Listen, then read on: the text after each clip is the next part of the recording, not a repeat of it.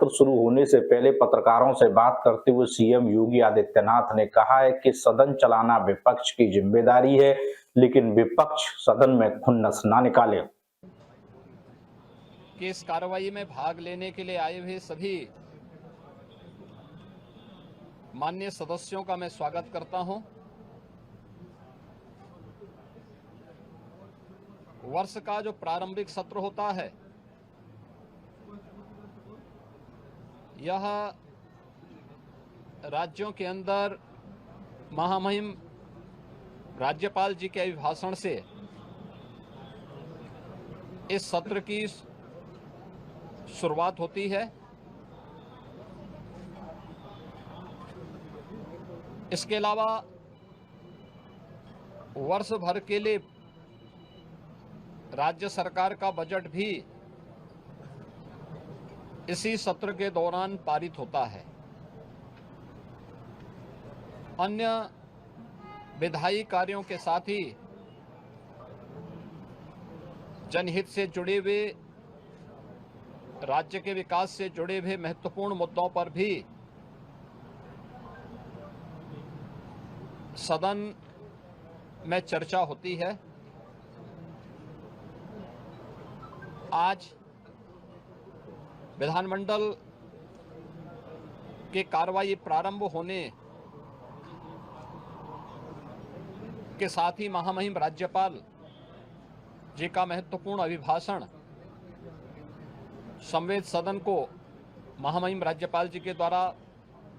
अपने अभिभाषण के माध्यम से संबोधन होगा। इसके उपरांत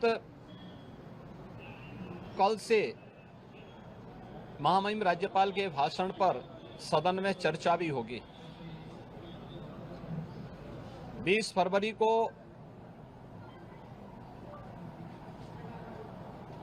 वर्ष 2025-26 का उत्तर प्रदेश का सामान्य बजट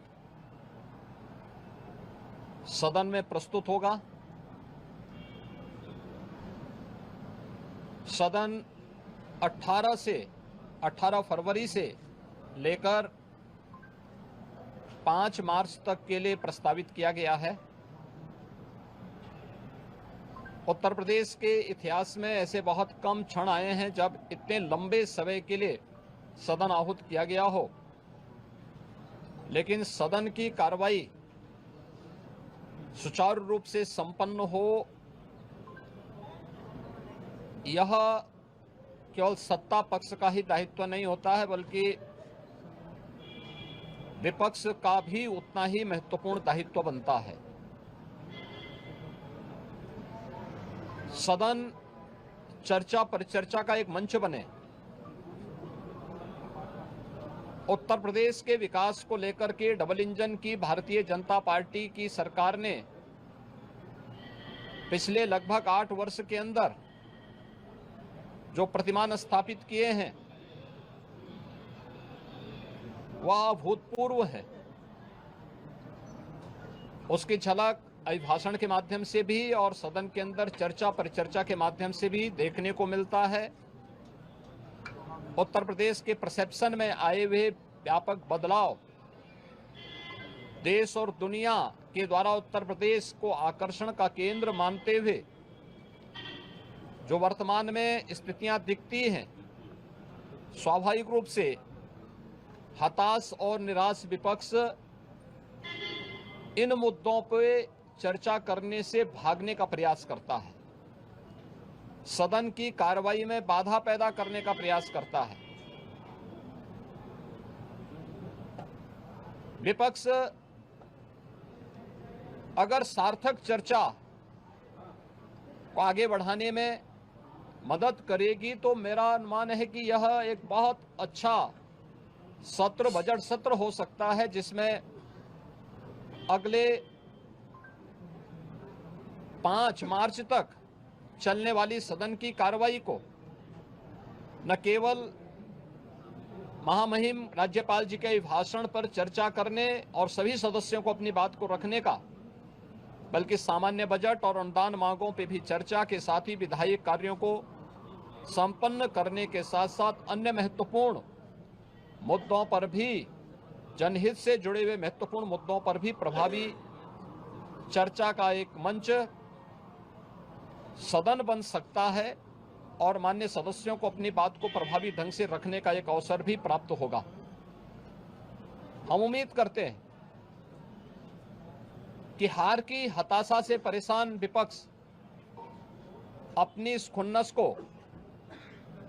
सदन पर नहीं उतारेगा। सदन की कार्रवाई को सुचारू रूप से संचालन करने में एक सकारात्मक योगदान की हम अपेक्षा करते हैं और मैं सरकार की तरफ से आश्वस्त करता हूं कि जिस भी मुद्दे पर, यद्यपि अभिभाषण और बजट अपने आप में समग्रता को लेकर के दो महत्वपूर्ण मुद्दे होते हैं जिनमें विपक्ष ही नहीं बल्कि सदन का हर सदस्य अपनी बात को प्रभावी ढंग से रख सकता है, लेकिन इसके इतर भी अगर किसी मुद्दे पर विपक्ष चर्चा करना चाहेगा, सरकार उसका तथ्यात्मक जवाब देने के लिए पूरी तौर पर तैयार है। लेकिन हम चाहते हैं कि एक सार्थक चर्चा का मंच सदन बनने चाहिए। आरोप प्रत्यारोप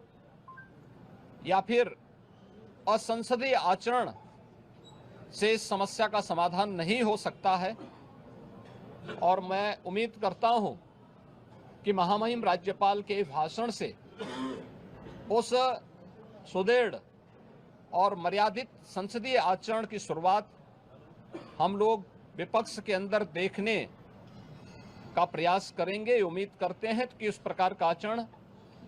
सभी माननीय सदस्यगण और खासतौर पर विपक्षी सदस्यगण सदन में दिखाएंगे,